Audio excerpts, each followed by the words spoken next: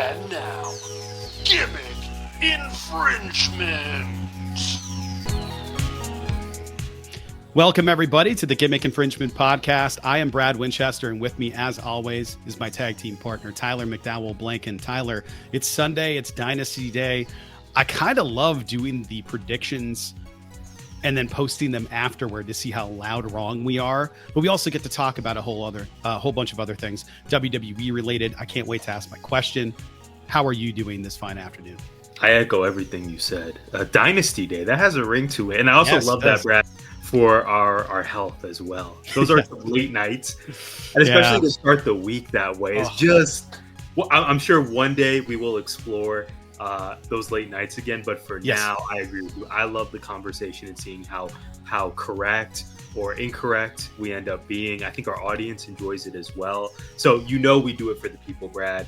If you all have ideas, suggestions, if you're really into what we do, let us know at GIPod19. I think it's great. I can't wait to get into who you think is going to leave Dynasty with victories, maybe some surprises along the way. But you laid it out perfectly. We got WWE to discuss, some pop culture news, some sports news. I'm doing so well. I'm happy to see you. Is this our first recording of April? I think it might be. Yes, it is. Yeah. Yes, it is. It was March last time we recorded. Lots to celebrate today. How are you WrestleMania doing? month. I'm great, Happy man. Thank you for the Rikishi vibes there. I did it for the people. It was what we do. It was, I am good. I am still kind of reeling, man. Like there was a lot of stuff. There's a lot of stuff happening to do.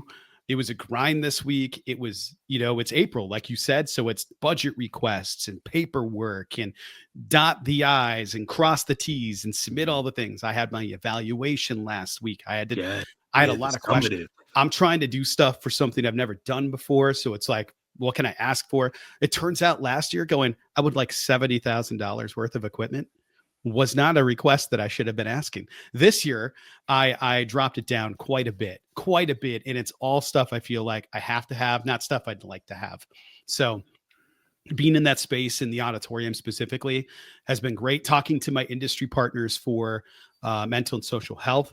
That has been really helpful. If you are in the mental health field and you are or know mental health technicians, behavioral health techs, psychology, psychiatry, if you're practicing, hit me up. Let me know. I'd always love to have people talk to the kids, even if it's a virtual thing. I think it would be great. Tyler, we have so much to get into. We should probably just dive in. I am getting used to the new computer monitor setup. I finally set it up correctly. Finally. So I'm going left instead of down now that I can go down. So I got to get used to it making sense, which is really a problem. You adapt, you overcome. You try to do the right thing. And sometimes doing the right thing means making the right choices or making the right picks. Tyler, the second half of the basketball season is here and the race to the playoffs is heating up on Prize Picks, the best place to cash in on your favorite sports. Don't miss your chance to cash in as the league's best fight for playoff positioning takes place. Sign up today and get $50 instantly when you play $5. You don't even need to win to receive the $50 bonus. It's guaranteed when you use the promo code CLNS. Prize Picks also offers weekly promotions that can lead to big payouts and is available in more than 30 states, including California, Texas, Georgia, and Florida. Prize Picks is truly the best way to win real money with all the various opportunities to play and collect your winnings. Due to the enormous selection of players and stat types available, we can mix and match our playing strategies based on personal preferences. I might take Cade Cunningham for more than 7 assists, or Tyler might select Kevin Durant for more than 27 points, maybe next year. There's a certain Cooper we're talking about. Do you think Steph Curry will get more than 5 3-pointers next week? Giannis for more than 35 points? Cook up hot takes with your friends and win real money this basketball season when you and your crew run your game on Prize Picks. And for those who love a quick win, Prize Picks is the way to go. You can make your picks and submit your entry in less than 60 seconds. So what are you waiting for? Download the app today and use code CLNS to get $50 instantly after you play your first $5 lineup. Remember, with Prize Picks, it's as simple as picking more or picking less. Again, that's promo code CLNS to get $50 after you play your first $5 lineup. Gimmick Infringement is rocking with Prize Picks, and you should too. Prize Picks, run your game. Man, Tyler, Speaking of, do you think Cooper Flag goes back? Do you think that this is an ending to that story that he wants? Well, first, a flawless Prize Picks read by you. If you notice, my hands were off the keyboard. Yes, if you know, you know. I If you were almost here said last week, yeah, I did. hands were- I did do some creative editing, but I didn't edit out the conversation afterward. So people might have been a little confused. yeah, But no. We yeah, I was like, remember. oh, Cooper Flag, man. I just so obviously he'll be the number one pick in the draft.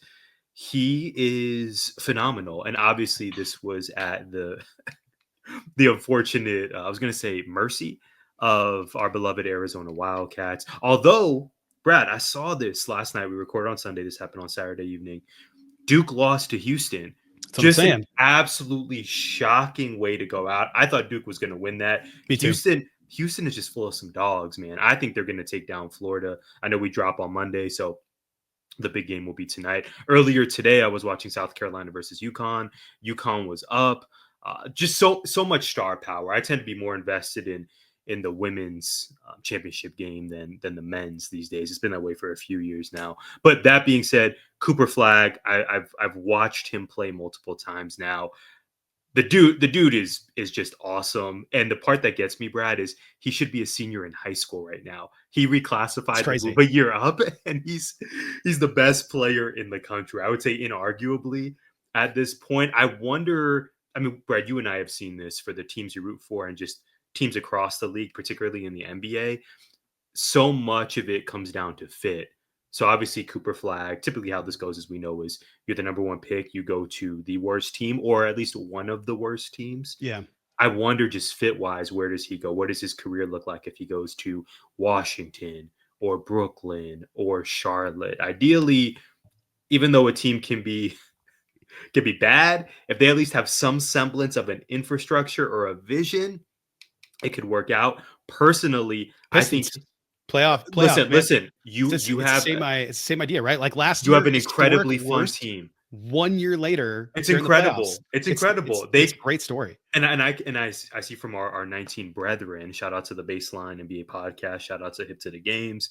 A lot of folks are liking Detroit's chances to not only, of course, make the playoffs. We know that's a given now, but to possibly upset, possibly play spoiler, and dare I say win one round. We shall see. Cooper Flag to the Hornets, I think would be the.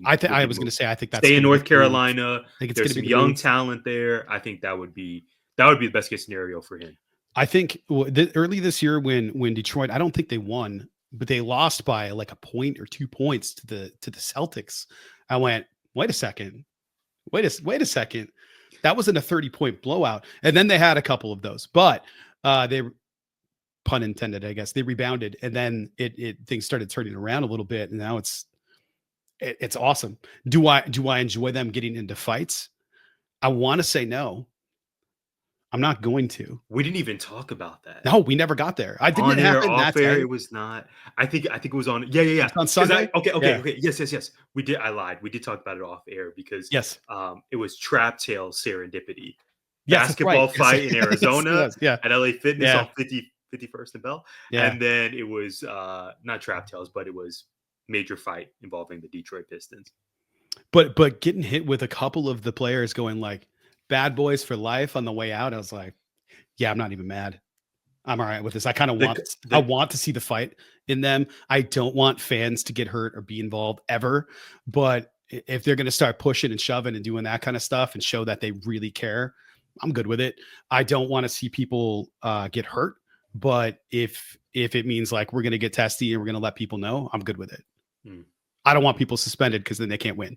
But that's been the aura of Detroit basketball since you were a youngin' watching. Yeah, like 80, 85, 86, around there. I'm happy for you. I have no thoughts on the Phoenix Suns. I told you this, man. This this is going to be a thing. 10%. I'm usually right 10% of the time. I nailed it on the Suns a year ago. Production team, we need to roll back the tape at some point. I said, Brad, I'm so happy for you. Your team is ascending. And my thoughts, well documented, were this is fool's gold for the Suns. I don't think this is going to end well. And here we are on the precipice of the Suns possibly not even making the play-in tournament. You alluded to this. KD is injured.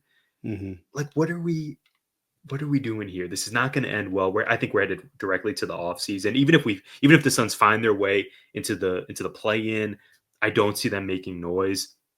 It's unfortunate. Phoenix is definitely a basketball city, but there are some major questions that need to be answered this offseason.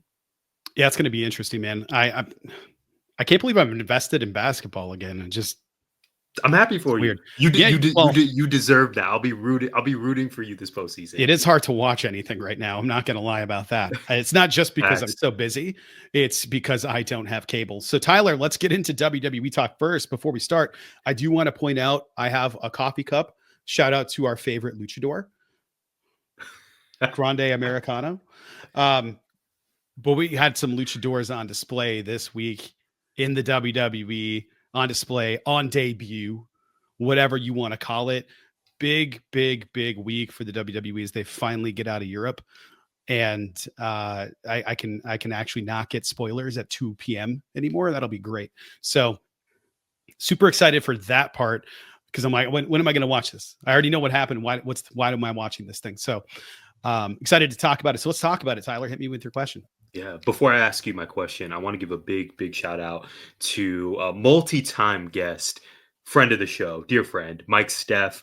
I had the honor of joining his podcast, Brad, for his season 3 debut. I made it on 2 episodes, as a matter of fact, episode 1, episode 2, the Salty Thoughts of Mike Steff podcast. We were actually discussing the road to WrestleMania and various topics across pro wrestling and society. So check out Mike's podcast again, the Salty Thoughts of Mike Steff podcast. Follow him at Mike_Steff and support Mike. We love him. Okay, Brad, here we go. Steph Watch. At the request of NXT GM Ava, Stephanie Vaquer vacated her NXT Women's North American Championship on Tuesday. A new champion will be crowned at Stand and Deliver in a 6-woman ladder match for which, you called it. You called the heck out of that. Thank you. 10%. Like, congratulations. Thank you. For which Zarya and Kehlani Jordan have already qualified. Although not confirmed as of this recording, the vibes are giving La Primera versus Jordynne Grade versus Jaida Parker for the NXT Women's Championship at the aforementioned Premium Live event on April 19th. Here's my question. Would it be a mistake for Vaquer to lose this early into her reign?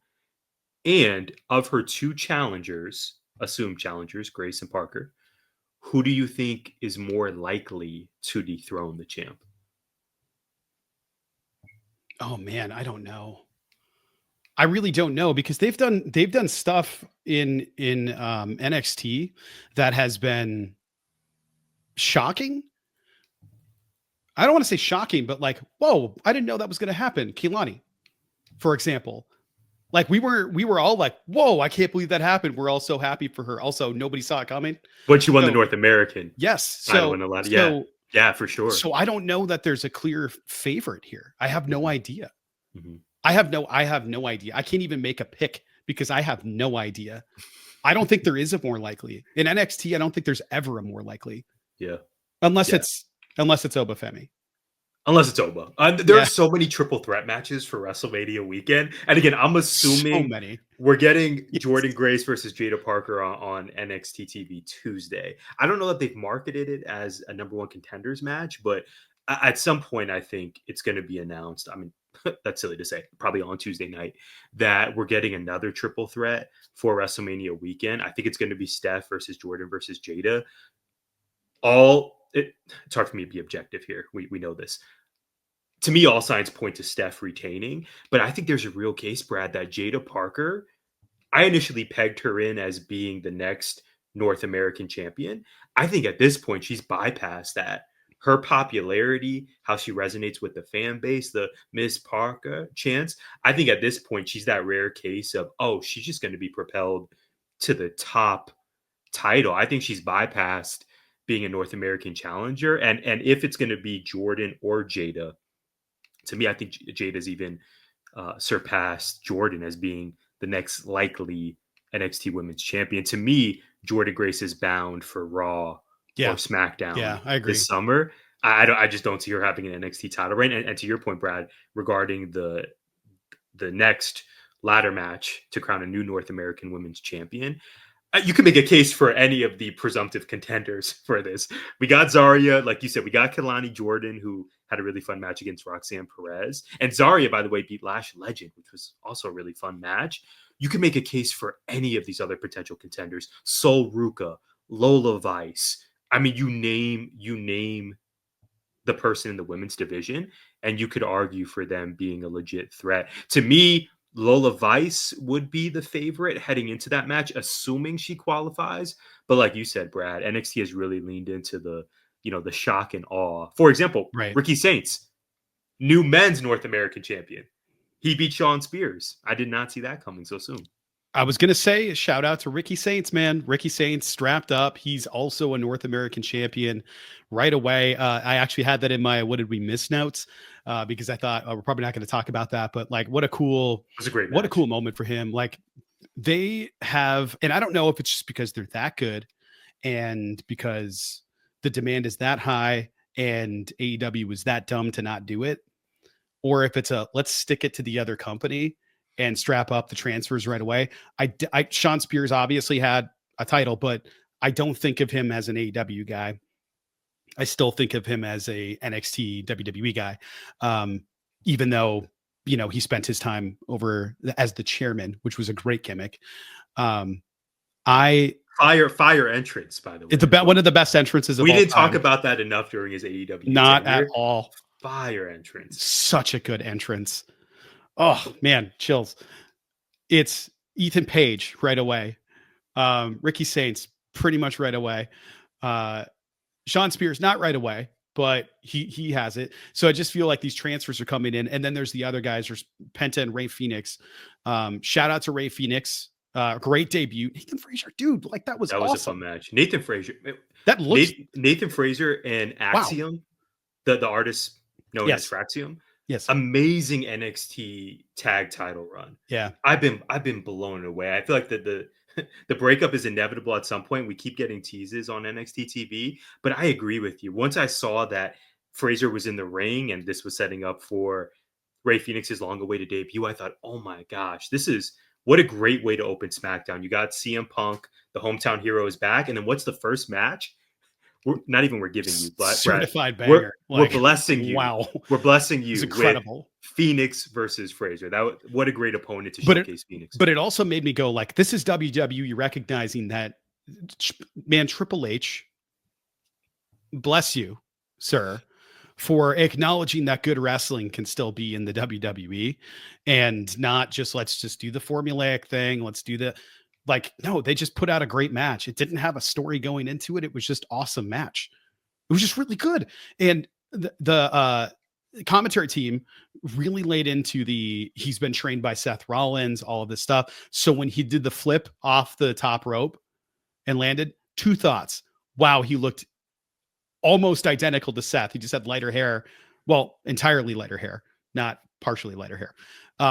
And two, I hope his knee doesn't explode, because I'm pretty sure that's how he got his first knee injury, was landing that way, or just saying like, I'm done doing that forever because of his knee injury. But I thought that was awesome.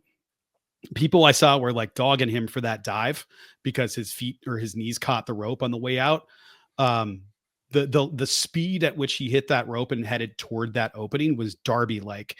And to have that happen made me kind of sad, but he just went, whatever. And they picked it up so quickly. The crowd didn't even have a chance to jump on him, because it was just like, are we just going to go crazy now? It was awesome. Yeah. It was so good, man. That match ruled. That was probably my favorite match of the week. And, oh snap. Okay. It was, you thought of it that highly. It was just really fun. It felt fun. It felt free. You know how it is, like, even in Penta's debut match, that was a really good match, but there was there was some nerves there. I don't really feel that from Ray Phoenix. It just sort of felt like, or even Nathan Frazier, dude, like that guy. Yeah. How many main roster matches has he had? Yeah. Was that his debut? I think he's only been there a couple times. And Axiom had the match with Gunther Yeah. as well back in his home country. So it's nice that both of those guys are Yeah. getting shine because they're an amazing tag team. We need to Mhm. have a conversation about where they rank in terms of all-time NXT tag teams. Their run has been that spectacular. But That's also good. singles-wise, yeah, both of those guys are just, I mean, Axiom, the golden ratio kick, it's one of my favorite finishers in wrestling. Nathan Yeah. Frazier, just like you said, a blur watching him in the Yeah. ring. There's the talent pool continues to be ridiculous in the best ways. Well, speaking of talent, Cody Rhodes and John Cena had a great back and forth promo in the ring. This was really entertaining. And Cena, he did not hold back.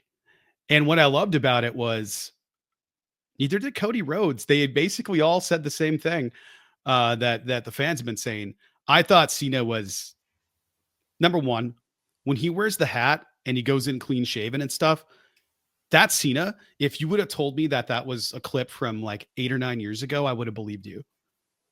Like he looked fresh. He looks super healthy and in shape. He somehow de-aged himself since coming back to the WWE. He looks younger somehow than he did earlier this year, which is crazy. Even Elimination Chamber, it looked like he aged down 10 years after that, after the stare into the camera. He just looked super young in there. And like you could tell he was method acting. I'll put it that way. Like nobody gets the vein going up here unless they believe that stuff. And he was all in, all invested. I thought it was awesome. One of my favorite things of the year. And then we had SmackDown. We had the real main event. And that's CM Punk cashing in his favor on Roman Reigns. I laughed at, are those tears? Are you crying? Like that was so funny. Pointing that out was so good. Roman's fake laugh is terrible, but I love it. It's just not like Seth's is fine because it's so ridiculous. But then when Roman does it, it's just like, I don't like that because it feels unhinged and maniacal, which is kind of perfect. And then Punk doesn't really do that ever. I don't know that I've ever heard that man laugh. He just kind of opens his mouth and silence comes out. But he cashed in the favor. It was incredible. Now, Tyler, there was some physicality in that. There was some physicality in the Cody Cena segment. They've been kind of holding off as much as they can there, but Cena got crossroads. Punk hit Roman with a GTS, with maybe my favorite GTS sell ever. The way that he landed was incredible. So good. Roman is so underrated in the ring, man. I can't believe I'm saying that, but it's true. It's true, especially with the selling. Yes. Yeah. All that to say, hardly giving. any wrestling and physicality. Huge level of intrigue. Tyler, how can WWE build that in the women's division? Phenomenal question. I didn't know what you were setting me up for with this. I want to echo, first of all, what you said about John Cena and Cody Rhodes. I admittedly was pretty down on the build. I didn't love the promo duels as much as you had, Brad. But after last week, I'm sold now. It was fantastic. You know, I've already been in on the triple threat between Rollins, Reigns, and Punk. We spoke at length about it last week. Now, with regards to the women's division, okay, Charlotte and Tiffany. Yes. For 3, Nepo baby comments. It was. I know there have been. It was there. It was rough, but it was there. There have been reports since, and obviously you and I defer to the good folks at Fightful. Shout out to Rob Wilkins and company. And apparently there was allegedly a lot of off-script comments, which clearly is what we saw. It was just felt a little bit awkward. And then Tiffany rolling out of the ring after the comment. It was like, what's going on here? But this is, I think, when wrestling is at its best, of course, when we blur those lines. Man, how do we... Okay, first, let me say for Charlotte versus Tiffany, which was kind of the talk of the weekend in WWE, at least from a fan perspective, I definitely think we're getting physicality. And to me, if they really execute this, this week and then the week after heading into Mania, I think we're going to be as intrigued for Charlotte versus Tiffany as any match on the card. I really believe that. I think what they have just feels really, as you pointed out, Brad, like with Cody and Cena, it feels really genuine, and it feels like there's some true animosity, if not even more, between Charlotte and Tiffany than with John Cena and Cody Rhodes. So I definitely think we're getting physicality there. I think that'll be really perfect for their feud and just only hype up what the match is going to be at WrestleMania even more. Chicago was not about Charlotte Flair. Right. I imagine that the other fan bases, I forget where WWE is going to be over the next couple of weeks, but like you said, they're going to be back in the States, continue being in the States. I would imagine Charlotte's going to continue to get that heel reaction, and that's good business, right? Mm-hmm. We're concerned when there's no reaction. Charlotte is not liked right now as a character by most of the cities they're visiting. Physicality there for sure. In terms of on the Raw side of things, Io, Bianca, Rhea, to me, I mean, maybe this is biased, Brad, but they're three of my favorite performers. So I think they should just continue doing what they're doing. Unfortunately, that match is not going to be a main event. I could see that potentially opening night 1 or night 2, right? If you're not the main event, you want to be first out. Yeah. That they're just so spectacular, and that match is going to be so incredible that I'm good with what we're doing there now, quite frankly, even though heading into this Mania, I would have loved for that to have been a main event. But Charlotte versus Tiffany, that is the feud where we need some physicality over the next 2 weeks. And I think by the time we get to Mania weekend, that match is going to be as anticipated, quite frankly, as any on the card. I stand on that. I struggle with it because we have Naomi Jade, by the way, as well. Talk about physicality. Naomi Jade. Brad, can I sell you on some physicality? Naomi yelling from the floor was great. Talk about matches I'm looking for. I effing hate yo ass was one of the funniest things I've ever heard in my entire life. Looking at Naomi screaming it. Yeah. So good. Yeah, that match, you talk about builds, man. They have me fully invested. I'm so happy for Jade Cargill and Naomi. They have me invested. Both the other ones they kind of have me invested. This triple threat with Rhea, Io, and Bianca, I am not really all that invested. Like, I want to see it, but they've just done a good job of killing the momentum somehow. Mm-hmm. Yeah. Bianca looked great, by the way. Holy crap, she has been in the gym. She's always been there, but like she looked like extra cut in that ref outfit. I was like, yeah. Greatest wrestler alive. You know where I stand on this. Good Lord. Yes, we know the match is going to be bananas, but the match is going to be great. But that's the thing. It's like in the ring on a microphone, they're just not doing the same thing with the women. If it's not the time, it's not how do we get people invested in this thing? Mm-hmm. What is a character? What is a wrestling personality right now that has the same level of overall audience investment that is comparable to CM Punk, John Cena, Cody Rhodes, Roman Reigns, maybe Seth Rollins, but any of those other people? Is there a female talent in WWE that's even approaching that right now? No. That's what I'm saying. It's like, those are some heavy hitters, man. But how is it possible after all this time that we don't have one? But exactly. Yeah. At the same time, like, we can acknowledge how special the top of the card is right now. First ballot future Hall of Famers, but also recognize how incredible the women's division is. Yeah. And we know they got the grabs on lock. Yes. But give us those stories. Give us that build, especially heading into your 2 biggest nights of the year. Yeah.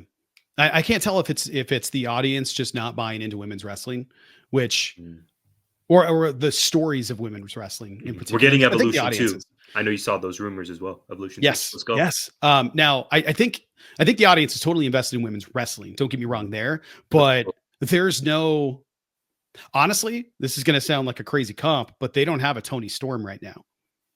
Wow. We're going to talk about Thomas Tony a little bit. That's it. I feel like that's the right now in AEW is if I had to pick out like who is the star over there, they don't really have a top guy right now. They have several top guys, plural, but I don't know who the top guy is.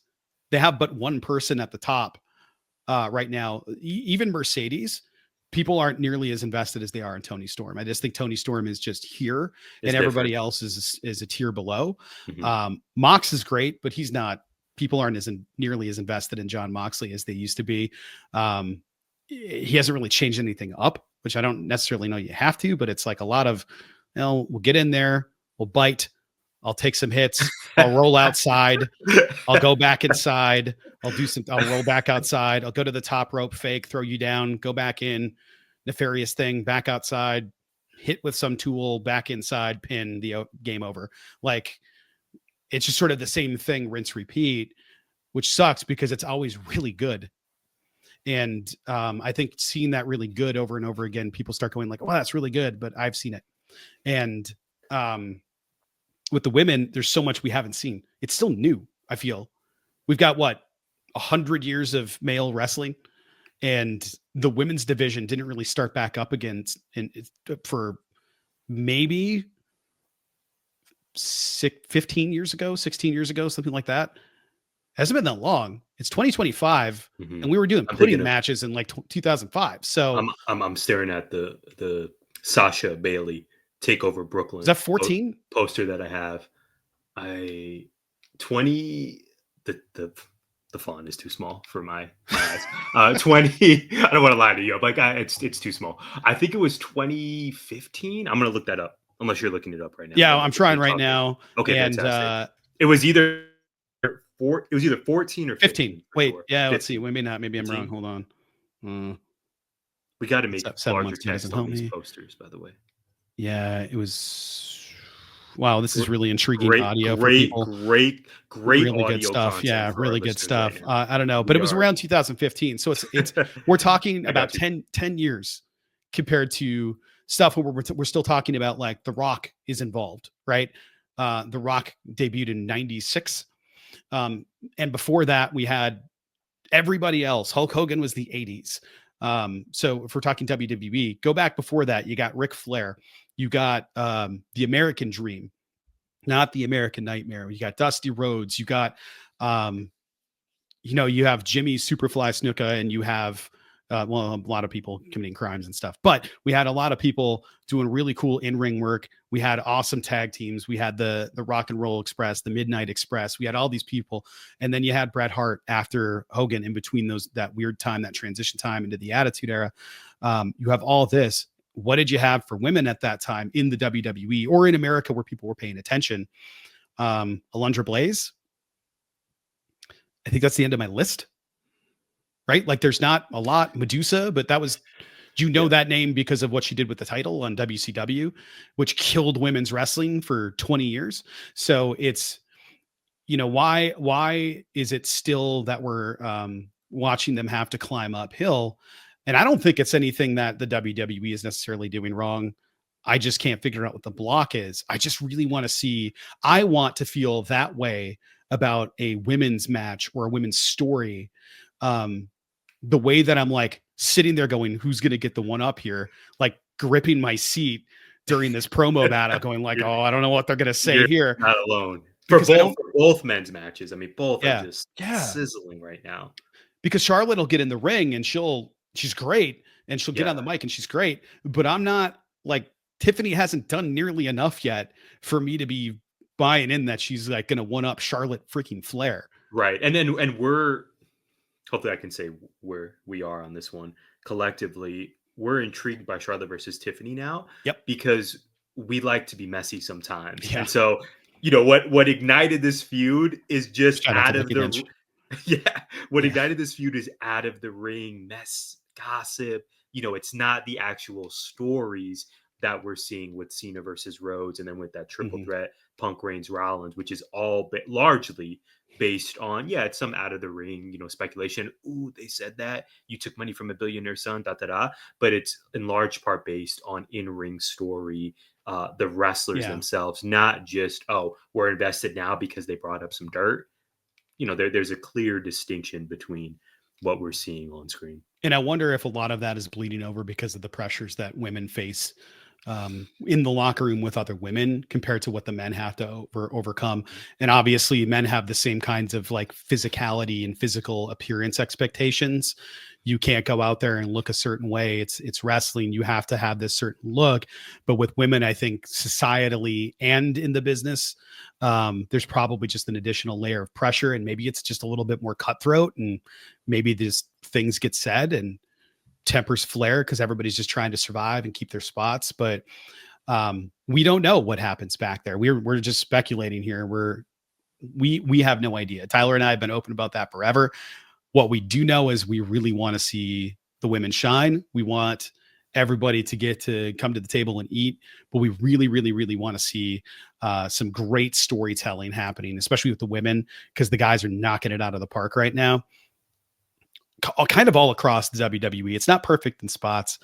I'm sure we could talk about that, but we don't have time for that because, Tyler, I have a story. I haven't gone to a movie since Beetlejuice. Beetlejuice, I think, was the last time I went into a movie theater. I haven't had time, and I'm sad about that. But I went to Minecraft with the fam. It's time to play the music. It's GI at the movies. And now, it's time for GI at the movies. So, Tyler, yesterday I went to Minecraft. It was the 135 show in the IMAX. I told you, I emailed you, good Lord. I am almost 43. I texted you, that's the word, and said, I have a study session. I get audio voice messages all day long. I have a study session. I ran the study session. It was fine. A little bittersweet. The first study session I'll be doing for AP Psych as I transition out. I had a migraine. The weather changed and woke up, terrible migraine, took my medication, dead. And I was like, I can't wait to go home and sleep. And then I got a text that popped up on my phone that said, Minecraft, your tickets are here. Put them in your wallet, ? And I was like, how am I going to do this? I'm going to fall asleep in the theater. I did not. It was a lot of fun, Tyler. This is almost a someday when you have kids. Now, Freya's been playing Minecraft for a while. She definitely has no access to talk to people online. She's not doing any of that stuff. And she pretty much plays the game on creative mode, so she can't get hurt. But she knows all the people, all the characters, lots of the stories, lots of the places you can go, things you can do, because she watches YouTube videos about Minecraft, which makes her want to play Minecraft. So she gets to see other people doing stuff without the fear of actually getting hurt in the game. Someday I'll make her play Mario a little bit more and she'll understand the pain and suffering. It was amazing. Now, did I have a good time? Not really. There was a kid next to me making a bunch of noise and eating really loudly. So I had earplugs in for half the show. Everybody was talking. There was just talking everywhere. I would say 75% of the audience was children, like little kids, because it was an earlier show. It's Minecraft. That movie is so over the top that I had a great time. Great time. This might be my favorite Jason Momoa role because it was so silly, so stupid. He plays like a washed up former gaming champion from 1989, like an arcade champ that's running a failing business selling video games and stuff. He's an awful person. He is disgusting. And I loved every second of him in this movie. Jack Black plays the titular Minecraft character, the one you kind of start as, Steve. So he is Steve in the movie, and it's wonderful. I laughed a lot. I laughed uncomfortably a lot. I laughed at the way other people were reacting during this. There was applause. People were cheering. They were like, we're off to this place, or this character shows up from the game, and people were losing their minds because a game character showed up on screen. It was a lot of fun. Would I recommend this to non-Minecraft fans? Yes. As soon as it hits your streaming platforms, I think you're going to love it. Would I recommend this to people that have kids that are Minecraft fans? Get the tickets and go. I promise you, seeing the joy on their faces, watching them watch this will be a lot of fun. Are the teenagers going to have fun? No, teenagers are super critical and annoying. They're going to be there going like, well, that's not like this. I can't believe they did that. It's like, buddy, Jack Black has a dog named Dennis, and the dog is made out of cubes. Let's relax. So take your kids, go see the movie. A lot of fun, really bright, really colorful. I laughed a whole bunch. Jess was having a great time. Freya was loving every second of it. Totally worth the watch. A lot of fun. Well, Brad, speaking of, I'm glad you had a great time, by the way. The whole fam did, it sounds like. And many of the audience members. I haven't really had that experience of going to a theater where the audience is predominantly kids. That's like a totally different. That's like a totally different. I would imagine on one hand, it's adorable, but then also, as you pointed out, maybe you need to stash the earplugs just in case. But regardless, the fam had a great time. It sounded like there were some big pops, and hopefully There will be some big pops at AEW Dynasty. Again, we are recording before the show, Transparency Jones. You know how we do it around here. We are going to make predictions for AEW's pay-per-view debut in the Commonwealth of Pennsylvania.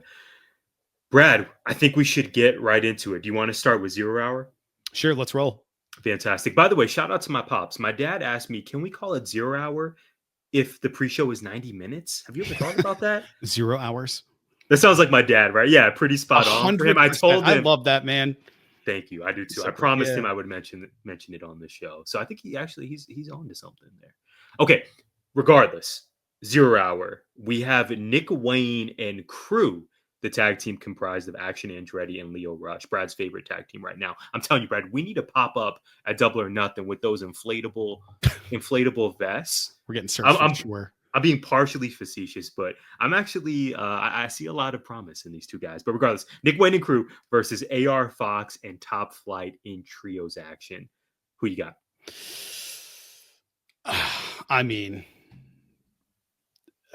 I don't know. Any you know what? I'm just gonna go ahead and say it. They've been teasing this forever. It's gotta be Wayne, Andretti, and Rush. It's gotta be them. It's gotta be the inflatable shoulders. It has to be. Alternative name. I agree. Yeah, and Top Flight, considering Top Flight defeated crew in tag action on Collision, I think they're gonna get their get back here. I think I don't want to do my man AR Fox like this, but it's kind of giving he's in here to take a pin. I agree with you. I think Wayne and crew get the dub. Okay, the only other confirmed match for 0 Hour, a Max Caster Open Challenge. So Max Caster versus TBA. Rather than asking you who's going to win this, I'm curious who you think the TBA is. Do we get a Josh Alexander sighting, dare I say? I hope so. It feels like it's going to be. Otherwise, Caster's going to get big boomed. Yeah, I think if you're going to debut Josh Alexander, it has to be in a bigger spot. Maybe. Not 0 Hour. Maybe. No? This is Walking Weapon we're talking about. Doesn't matter. It doesn't matter. Think about Jamie Hayter's return. Yeah, that's unfortunate. Yeah. So it could very well be that. So I'm looking through the card again just to check. We've already seen Brody kill him. Maybe we have. I don't think it would happen. I really don't think it'd happen. I think it'll happen if anywhere, it'll happen after the main event. Because we kind of talked about it already where we think it's going to go. Maybe that's where Darby pops up. He just goes in there to kill Max and then calls out John, and then he shows up again at the end of the night. But I got nothing. Otherwise, I think maybe that's either Josh Alexander or what if it's one of the women? Oh, I'd be down. I did not consider that. That would be interesting. Are we going? I'm trying to think which woman would make sense to defeat Caster. You have someone in mind? I mean, usually this is where we go. Jamie Hayter, Chris Statlander. Kind of what I was thinking. That's what I was thinking. Probably one of those two. Obviously, Megan Bain actually. Nyla. That would be Nyla great. Rose, shout out to honestly, Riho would be a lot of fun. Riho. Okay. I think that would be great. I'll tell you what, we clearly agree it's going to be whoever that crossbody. Yeah, exactly. Whoever's facing Caster is going to win this match. There's also a case for Anthony Bowens at some point to pop up. I'm gonna gone for a while, huh? I miss Anthony Bowens. I'm just gonna go out on the limb and say we get Anthony Bowens here. But Brad, okay, main card. I want to switch it up. I actually want to start with the presumptive main event. This is what our audience tuned in for. They want to know, Brad Winchester, is AEW Dynasty going to be the night that Jon Moxley is dethroned? Does Swerve get it done 1 year to the day he won his first title? Who's winning this match? Who's leaving Philly as AEW World Champion? Jon Moxley. Legit? You don't think Mox drops here? I'm convinced that Swerve gets the win. You don't think I want Swerve to get the win. I just don't think. But it's not your prediction. No. I'm hoping it's Swerve. I'm going to say it's Jon Moxley because they enjoy this. They enjoy making us suffer. They enjoy making us wonder when the pain is going to stop, when the bleeding is going to stop. Are we going to bleed out? Because it's one of two things are going to happen. Swerve wins. Swerve versus Darby. Darby wins. Swerve loses. Darby versus Moxley. Darby wins. I feel like that's the way to do it. If you're going to have Darby ever win that championship. But I also know that Darby, I don't think he's a liar. I think he likes the TNT title and he doesn't care about the world title. but I don't know who's the next person to face Jon Moxley if Swerve loses here. What dare I say? This is very Arizona of me. What's the match at Double or Nothing? If Jon Moxley retains, Jon Moxley versus Darby, Jon Moxley versus, I don't know who, some sort of multi-man match. I would love, Brad. The reason why I'm the Will Ospreay, definitely making it to the Owen finale. By the way, if we get Brad, just hear me out. If we get Ospreay versus Hangman in Glendale, and on the women's side, Jamie Hayter versus Athena or Mercedes Moné. Listen, I know they're running the 30% off special right now. I know we totally overpaid for these tickets. Yeah, we did. But I was so pissed. All can be the email, the text. That's it. Yeah. A lot can be forgiven if that's what we get. But what I will say here, in all seriousness, the reason why I'm convinced that this is the night Swerve wins, not just because we want it, but because it's a feasible possibility, that interaction with Hangman at the end of Dynamite, when Hangman said, no, but you what was it? They were going back for us. You burned my house down. You entered my house when you shouldn't have, blah, blah, blah. And then Swerve says, I know, that was my bad. I was wrong. And you could just see something shift in Hangman. He said, what? Swerve goes, I know, I was wrong, right? Mm-hmm. To me, that plants the seed of Death Rider interference during the main event. And who is there to save the day? Hangman Adam Page. Can hope. He helps Swerve win. Dare I say, Swerve versus Hangman to main event All in Texas. I'm just throwing it out there. I'm trying to manifest this, Brad. By the time this drops, our audience will know one way or the other. I think Swerve gets it done. I think he defeats Jon Moxley. And then we get Jon Moxley versus Darby, non-title Jones this summer. Swerve's got to win. I think it happens. Do you think that in that interference, part of the reason that John drops is because Willow hits him with a pounce? I sure hope so. In revenge. Bring out all our favorites. Bring out Willow. Jay White, Hangman Adam Page, Willow. I feel like those are the people that have to come out because they've been involved in this since the beginning. Maybe Orange Cassidy. If we're going to get Death Rider interference, it cannot be another pay-per-view where they go out on top. This has to be the one. This last thing I'll say, Brad, I have to believe, we know Tony Khan and company are pretty plugged in to what fans are saying and what's, what the vibe is online, if you will.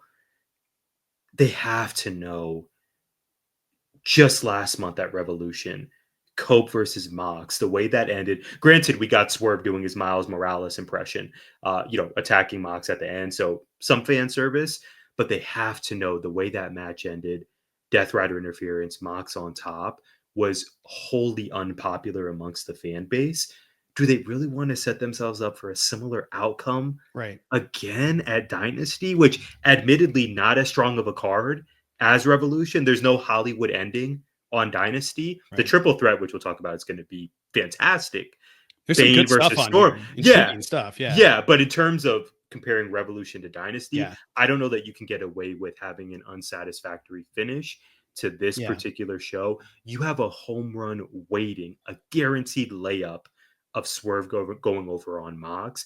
I don't know that they want to risk that amongst the fan base. To your point, we know the story has been trending to Darby is going to be the guy to dethrone Mox, but my goodness, if there were ever a time to call, in this case, it's not even an audible. I think Swerve has clearly shown that he's the guy. I just think you have to end the show on a positive note, and you have to engage in some fan service here. I think Swerve gets it done. I really do. I hope you're right. Looking at the rest of the card, there's just a bunch of stuff that shouldn't be on here at all. Get Chris Jericho versus Bandito off of this AEW card for the love of all that's good. I am so tired of paying for ROH matches on my AEW pay-per-views. I'm gonna that's the match that I'm gonna go take a walk. I hope Bandito wins, and then we can be done with it because at least then I can watch Bandito. So let's talk about Timeless Tony versus Megan Bayne. I think Timeless Tony retains, but I could see it going the other way. Yeah. I mean, for all that I said in that preamble to my prediction for the men's heavyweight title match or world championship match, AEW's done a really strong job of making me feel uncertain about the two big matches on this card in terms of how it's going to go, which is why we spent $50 to tune in. Megan Bayne has been so dominant in her interactions with Toni Storm. I have to believe Timeless Tony is going to win. I could totally see a scenario in which you just continue strapping that rocket to Megan Bayne. Why not? Yep. But I don't know that we get two new champions in these Right. big two matches. I think it's going to be one or the other. Since I'm going Swerve, I'm going to go Timeless Tony defeats Megan Bayne. But I think we're going to run this match back at some point soon. Agreed. I think if Megan Bayne wins, you're going to have a sad end to your evening. Kenny Omega, Ricochet, Speedball, Mike Bailey. I know you want to talk about this one. I have no idea who wins this, but I'm going to pick your guy, Rick. I think it's time. I think it's time. Oh, wow. I did not see that coming. Oh, my goodness. I'm going Kenny Omega on this. I'm just excited for the graps that we're going to get. This is I think, the leading contender for likely. I don't care what happens. This is going to the night. Yeah. I'm a big fan of all these guys. Love a lot of Steve Austin tonight, man. There you go. Shout out to our YouTube watchers. These guys are all phenomenal. This match should be fantastic. It's got to be Kenny Omega, though. I think he retains in a likely match of the night. You think the next match is Death Riders versus Rated FTR? I think Rated FTR loses, and I think Rated FTR loses because of infighting. I agree. I think somebody's getting turned on today. I don't know if it's going to be Cash or Dax turning on each other or them turning on Cope, but it's not going to end with a happy hug. Danny Garcia versus Adam Cole could not be a colder match going into this. I have not enjoyed the build. The promo stuff between all of them was fine. I still think it's funny when Roddy yells somebody's name, but I just feel like this has been like very respectful build up to a big, I don't really care all that much about this, but I think it's going to be a really fun match. I feel like Adam Cole wins this, but I also feel like this will help Danny if he beats Adam Cole. Adam Cole hasn't really done a lot in AEW to merit that being like a big, wow, I can't believe he beat Adam Cole. He just doesn't have that kind of cachet right now because he's been taking L's for pretty much the entire time he's been here. So I really don't know. I have no idea. Maybe it's just, I have no idea. I have no idea what happens here, Tyler. Adam Cole has to win. This is a must. I am very excited for this match. This is going to be great. To me, this is a sneaky match of the night contender. Mm-hmm. Yeah, Adam Cole's in a really fascinating spot right now. Now that he's healthy, he's been good to go. What do? There was so much fervor when he first signed with the company. And it's just, he's at a really important point in his career. I think it's a must that he defeat Danny Garcia. I love Daniel Garcia. I think he was the right person to be the TNT champ during this era of AEW. Agreed. But it's got to be an Adam Cole victory. Okay, I'm picking Bandito to beat Chris Jericho in the ROH World Championship on the AEW pay-per-view that I'm paying for. I agree. Bandito, I do not think Bandito is leaving Philly unmasked. This is the night. This is the moment he defeats Chris Jericho. I am also picking the Hurt Syndicate to beat the Learning Tree. I think it's going to be a lot of fun, especially with Big Bill out there. Big Bill, Bobby Lashley, it will be a fun lineup. That's going to be awesome. I can see Bobby Lashley and Shelton Benjamin like giving Big Bill an enormous suplex, and MVP hitting Brian Keith outside of the ring to make sure he can't get in. I definitely think they're retaining here. Very predictable. Yeah, Hurt Syndicate all the way. Although I do love that Brian Keith and Big Bill are getting this pay-per-view shine. Yes, I know this match is totally giving Collision, but there's something to be said for rewarding your roster, easy for me to say, for the good work that they do. Hurt Syndicate all the way. Very excited, like you said, for that interaction. But yeah, Hurt Syndicate are dropping to the Hounds of Hell. That's a given. And that won't be till, I think, I'm probably all in Texas at the soonest. Yeah. Well, let's rat-a-tat through the next through. Speaking of Collision matches or Dynamite matches, we have 3 Owen quarterfinal matches on this pay-per-view, which I always felt like, why are we doing the quarterfinals on a pay-per-view? And it's like, you've done all the other ones. It doesn't make any sense. Yeah. So it's just extra matches to have more time, which I'm not super pumped about. I'm not going to lie, because it's not like they're all-timers lined up on here. They will no doubt be great matches, but they're not, I don't know. It feels like something I could have watched on Wednesday. Will Ospreay versus Kevin Knight is going to be a fun one, though. I'm picking Will Ospreay. Oh, it's a must. Yeah. Love Kevin Knight. Love this spot for him. Will wins, no doubt. Mercedes also beats Julia Hart tonight. Yes. I don't think there's any thought about that. Fletcher versus Briscoe is an interesting one. That's the only one where I could see going either way. I don't think they're going to have Fletcher lose. I don't think there's a chance that he's losing to Mark Briscoe, which stinks because I love Mark Briscoe. So that match is an underrated one on there too. I think people are going to be surprised about how good that is, and they shouldn't be because both of them are amazing. Mm-hmm. Tyler, we have a couple more things to take care of. Play the music. It's time for Hot Take Time.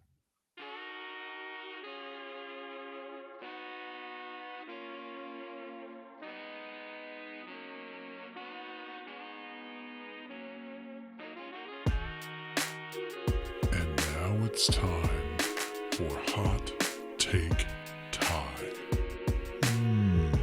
Spicy. All right, Brad, I have a hot take for you. I made it to Fry's grocery store this past week. And I knew what I was coming in for. I knew I was going there to buy. And I happened to drop by the men's care, the skincare area. And I found something really unexpected.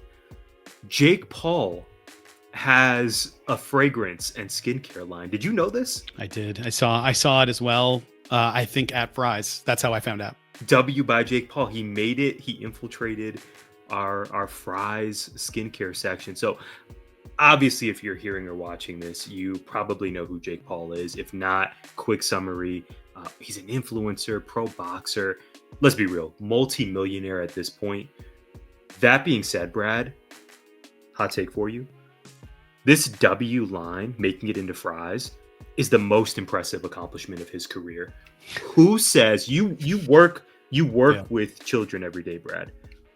I'm not saying this rhetorically. I really want to know. Who says, you know what? Looking at Jake Paul, I want to smell like that dude. I maybe want his money. I maybe want his fame and his influence. But who says I want to smell like Jake Paul? I had no idea. It's deodorant. It's fragrance. It's hair gel. The man is selling a full line. I think it's at Walmart as well. It's at Fry's.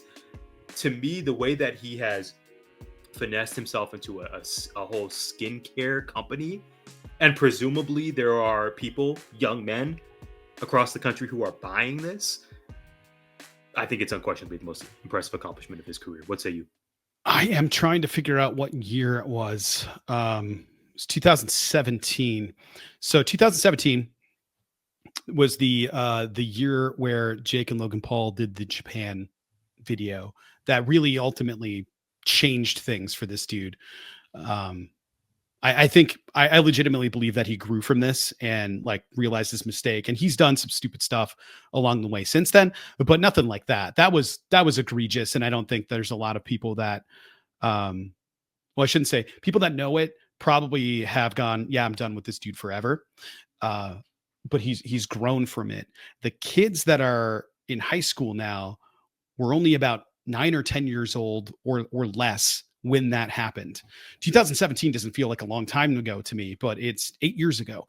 So if you have a 17 or an 18-year-old kid that is a junior or a senior that has a job, disposable income, all of that stuff, what they know of Jake and Logan Paul has happened when they were, after 9 or 10 years old. They don't have that negative thing there. They just see successful influencer, boxer, WWE entertainer. This guy is all over the place. And I think parlaying that into, skincare and stuff makes sense. The prime energy thing, marketing to your primary demographic, also makes a ton of sense. I'm with you. I think this is probably the most impressive thing, but it's, a lot of athletes and performers, and particularly athletes and people that are in a public performance space, not necessarily like a Goggins goggle glasses, but I don't think Daniel Day-Lewis is not making skincare. Tom Cruise is not doing skincare things, but like The Rock has skincare, and there's a bunch of other people that are just like, I'm going to do this thing that are men specifically. Women have all kinds of lines like that too that are in performance spaces. But I think it's about growing a business portfolio, because at some point this stuff slows down or stops because Hollywood is merciless and goes, no, we don't want this older person to be there, or this person that they just don't have that cachet anymore, or whatever happens. So the work slows down. And then what do? Well, what you do is you run a business empire. Magic Johnson, I think we forget sometimes, is like, because you think of him as a player, that he's not a billionaire, I believe, because of his business interests and all the stuff he did outside of the NBA. Jake Paul is just doing the same thing. He's just doing it a different way, because he's still active and he's still performing and he's still doing the podcast thing, which, doing it in a studio and all of those things, not a professional studio like the one I'm in right now, but those all cost a lot of money. You have a production team, a production staff, you have to overhead for the space, for the mixing, an audio engineer, all the lighting stuff, cameras, all that stuff. So you're talking millions of dollars potentially to set it up and then hire people and then run it billions of dollars more a year, just to have the podcast go. But if he wanted to, he could run it for $50 a month for free if you have sponsorships. And you don't need sponsorships if you can have your business sponsor your own podcast. And then it's a business expense for something that pays you. And now it's self-sustaining and it runs itself. So, and you can do that. There's a way to do that. And it's like, oh man, I can't. Yeah. So if The Rock started a podcast, he could have it sponsored by Zoa Energy, the what is it, Papatui? Is that how you say it? Zoa, we could list Zoa Energy, Papatui, Under Armour's product line, like all of those. Project Rock for sure. $7 Productions or whatever. The portfolio is incredible. I could see myself wanting to smell like The Rock. I think it's just a different demo. I think Papatui is being marketed to, let's say, a 20 specific lane too, though. 20 to 45 demo. Yeah. To me, W by Jake Paul seems very much, okay, we're going 13 to 24. Oh yeah, there's definitely middle school gym lockers that smell like Jake Paul. 100%. Yeah, 100%. 100%. Yeah. Maybe even to be seen or felt at Miranda High School. But I think he's probably making a killing off this. I think he is. We spoke about this last week, but I know I'm making a lot of references to last week's episode. You and I had a discussion about sort of this, dare I say, the state of masculinity or the state of manhood. Who are the role models for our young men? And I don't know that we mentioned them last week, but clearly, for better or worse, the Paul brothers have a ton of influence, and a lot of young men look to them as, like you said, and this is inarguable, being incredibly business savvy and just being uber successful right now, and really all that they do. And by the way, one thing I do admire Jake Paul for, being an antagonist to Dana White. That is something that I do quite enjoy. I just have never looked at him and said, I wonder how he smells. And I want to smell like him. I'm going to drop $9 at Fry's for this. But I'm probably not the target demo at the same time. I'm looking at Michael Jordan. Not the person, the fragrance, because I wanted to see when it came out. I definitely am guilty of owning a Michael Jordan spray cologne from around junior year of my high school days, I believe. It says it was introduced in 2000, so that tracks. I definitely had some MJ cologne. Now, do they still make it? I don't know. Is it on Amazon? It sure is. So I don't know if it's like current or somebody just stockpiled it because it didn't smell very good. I just remember it being introduced as it has a refreshing oriental woody fragrance. Oriental woods, musk, and spices are what the blends are. I remember reading about it saying like it's a blend of all the things he likes. It's supposed to smell like his sports, including golf and grass, and have all these things in it. I don't know. I got it because it was Michael Jordan. So it's exactly, you know, to your point, how old was I? About 14 years old, 15 years old when I started like, yeah, I got to smell good for the ladies. And then flash forward, I had a job and I had some money, and I believe I got it with Christmas money that year. And I believe I overpaid by a lot of money. These things happen. The part that sticks out to me, last thing I'll mention here for a great hot take segment is, you know, back then you mentioned 2000, let's say, Michael Jordan, okay, collegiate athlete, then goes to the pros and is considered by many to be one of, if not the greatest athlete of all time. The Paul brothers are examples of this new era we live in, where they're influencers first and foremost. They got their fame through Vine and through growing a social media following, doing silly stuff and taping themselves, and they grew an audience. And now they are two of the most influential men, dare I say, in Hollywood. So there are so many layers to this beyond just, I was frolicking through fries, and I actually saw Jake Paul's fragrance in person, which was jarring. It was just, to me, it's a reflection of where we're at, and just thinking about celebrity and influence, and how, the days of Michael Jordan from North Carolina, and then going to the league, and being on every boy's post, on every boy's bedroom wall, having the signature MJ poster, and maybe possibly even some girls and young women as well. The fact that now there are just so many other avenues to gain power and to gain celebrity, and the fact that these two guys exist in a space that you and I care about deeply, Brad, in pro wrestling, in combat sports. These two guys are powerhouses. Logan Paul. We haven't even spoken about WrestleMania with Logan Paul versus AJ Styles. Right. It's just it's interesting, man. So anyway, W by Logan Paul. I'm sorry, by Jake Paul. It's a thing. If you have any, dare I say, user experiences, user reviews, if you have thoughts on this, please hit us up. Let us know at GIPod19. Send Brad an email or a text, or let me know what you think, because it was jarring to me and I want to know. Now that you said that, you got me thinking differently. When you said it, I just assumed it was Logan Paul, and it didn't even process to me. I get them mixed up all the time. I can't believe Jake Paul has anything. Jake Paul, yeah, we're talking about the younger brother. Yeah, I was thinking Logan. Yeah, Logan. But also Logan Paul. To Jake's me, unhinged. That dude having cologne, like I'd be afraid it would give me something. Like I'd put it on my skin, and suddenly I'm like, I got to go see a doctor.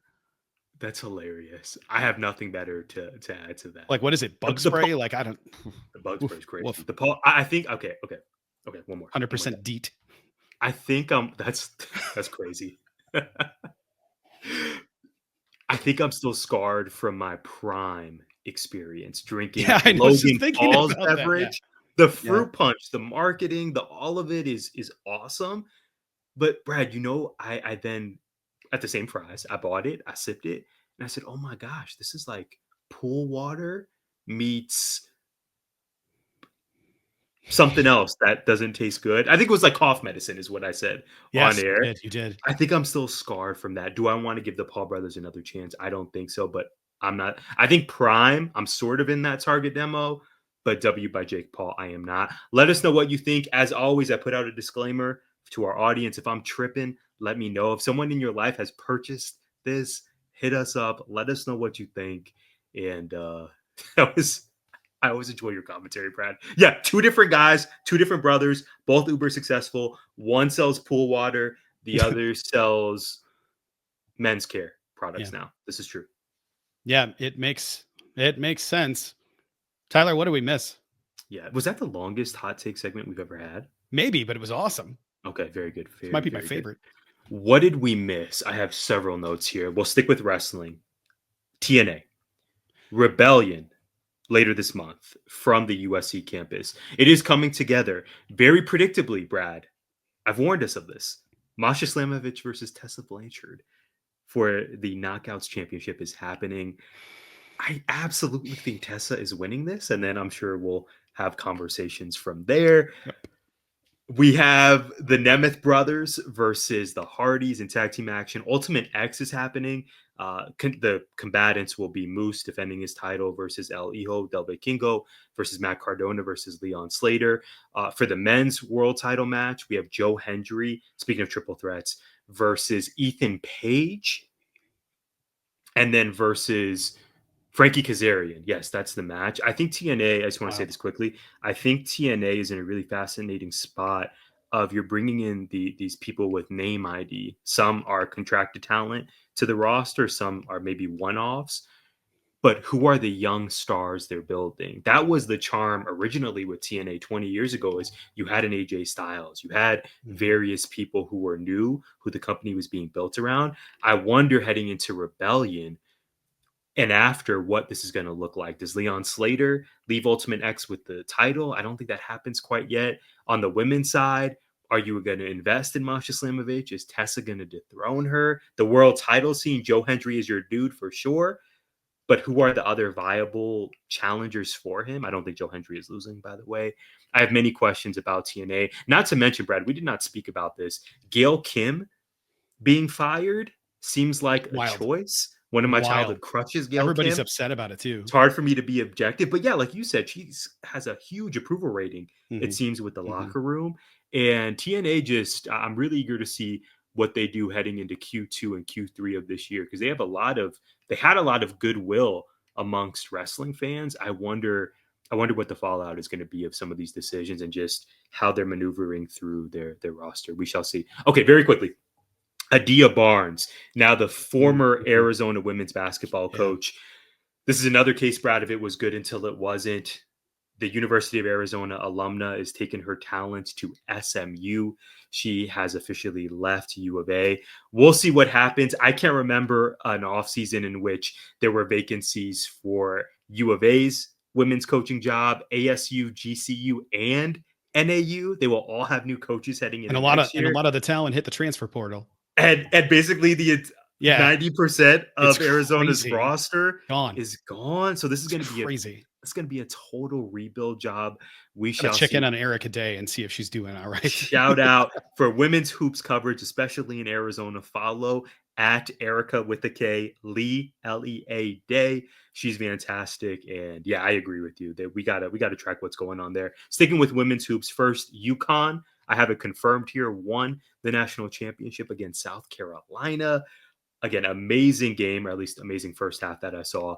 Unrivaled, Brad, netted over $27 million in revenue in its inaugural season. This is courtesy of an article from Front Office Sports. An average of about 221,000 viewers for their games, and they are looking to become profitable in year 2 with changes on the way, whatever that may entail. So love that Unrivaled was such a success. Final 2 notes. It's been 7 years since Chicago MC's Saba's Care For Me album, one of my favorite albums of the last decade, especially in hip hop. 7-year anniversary. He has a new project out, which I need to check out. And finally, speaking of what I need to check out, this will happen this weekend. Drop, Blumhouse's latest thriller, hits theaters on Friday. Brett, I'm going in knowing this movie is going to be really, really entertaining, or it's going to be really bad. It's going to be one or the other. Yeah. I'm super excited for it. I'm tempering my expectations, but I'll definitely have a review for our audience next week. There's only one way to find out if it's going to be good or if it's going to be bad. Well, really 2 ways. You can see it in theaters yourself, or you can come back to Gimmick Infringement next week because we will have a review. Those are all my notes. What did we miss? Well, you unlocked a memory about Unrivaled when you brought it up. I believe it was on a podcast in the Levitard sphere called Good Follow, but I could be wrong about that, where they talked to, actually, it might have been Dan, it might have been South Beach Sessions, where he sat down and talked to Brianna Stewart about Unrivaled and challenges and overcoming all of those things and what she learned from UConn and is it harder to have a coach like that? I believe it was after we recorded when I was on the stage in the theater, because I was listening to it while I was painting a set piece, and it's totally worth your time if you're interested in that story. It's awesome. It's about an hour long and it's really great. A few things, not all happy. We'll start with this. Val Kilmer sadly died at 65 years old. I had a Val Kilmer poster on my wall. It wasn't a Val Kilmer, but it was one that I got from I believe it was my brother's girlfriend. I think she worked at the movie theater, and I got a Batman Forever poster. So I had Bat Kilmer up there with Jim Carrey and who is it? Tommy Lee, I think. Yeah, I think so. Anyway, long time ago, every time I'd look at it, Seal popped into my head and Kissed by a Rose would play over and over and over again. Steph Curry scored 52 with 12 3-pointers on Tuesday. And I know you're going to hate me for this, but the Bucks beat your poor Suns with the highest single game field goal percentage since 1998. Daredevil Born Again is incredible. Speaking of TNA, I caught a clip from Busted Open Radio. Will Ospreay was asked if there's any current, former, whatever, in AEW, anywhere else, talent he'd like to face. He brought up his love of AJ Styles, specifically with a different style than him. And Ospreay really wants to face Samoa Joe. He thinks it would be great. And I think we all want to see that. I would love Will Ospreay versus Samoa Joe. Now, that also thing we missed, Samoa Joe is alluding to that he's almost done. He's going to hang it up pretty soon before he can't do it as well as he wants to do anymore. He just wants to retire sooner than later. So hopefully that match happens before he retires. I think it would be awesome. So I'm sure we missed a lot of other things, but that's all I got for you. Now, before I kick it back to you, this might be a time either you're about to hear something special, or we're just going to go into our closing and say goodbyes. Hopefully the show tonight is awesome. And now, the promo of the week.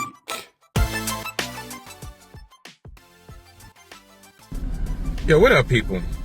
Mike Steph here with another dash of sodium.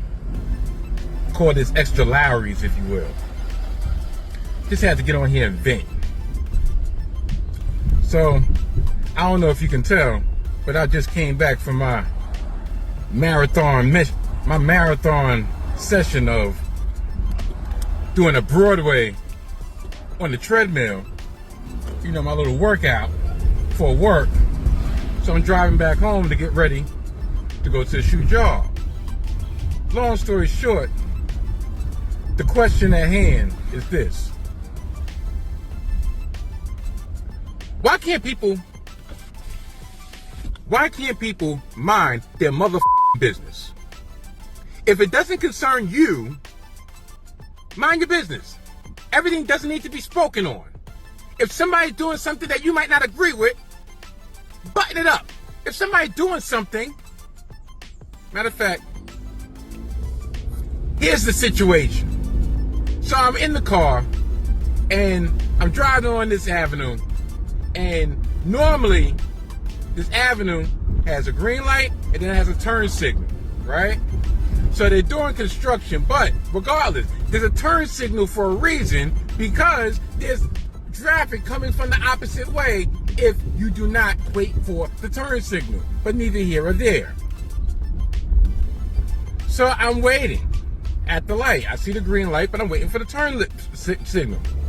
This fucking broad gonna walk by. Now, mind you, walk by. You don't gotta wait for the turn signal. You can just turn. How about you mind your motherfucking business? How about that? Listen, I'm a calm, collected gentleman of a certain age. Dare I say a distinguished gentleman. But sometimes people need to mind their mother business. If I decided to wait for the turn signal, then that's my prerogative. If your ass decides to walk across the street with some outstretched spandex, looking for a man, you know what I think? You know what I think it is? I think she got upset because normally people probably gawk at her ass walking across the street, and I was concerned with the turn signal. Yeah, that's probably Eureka. I f***ing got it. You wanted attention. Guess what? Mike Steph didn't give you that attention, the attention that you wanted, but I gave you that attention that you needed. Mind your motherfucking business.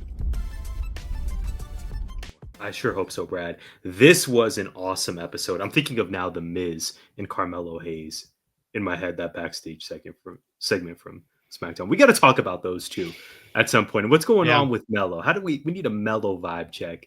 Yeah. That's what we call a tease. You have to tune in next week. Mellow Drop. watch. Carmelo Hayes talk. Yes. This is very true. We hope you all, first of all, we hope April is treating you well. This is a very dynamic month for both Brad and I. We hope you and yours out there are healthy and happy. We thank you so much for joining us. We hope you had as much fun on this episode as we did. And in case you haven't heard, you can follow us at GIPod19 for exclusive show updates and more. Thank you once again for being here, and we will see you next week. Gimmick Infringement is a part of 19 Media Group. You can listen to us on Apple, Spotify, iHeartRadio, or wherever you find podcasts. You can also find us on YouTube via the 19 Media Group channel. Please like, subscribe, comment, and share.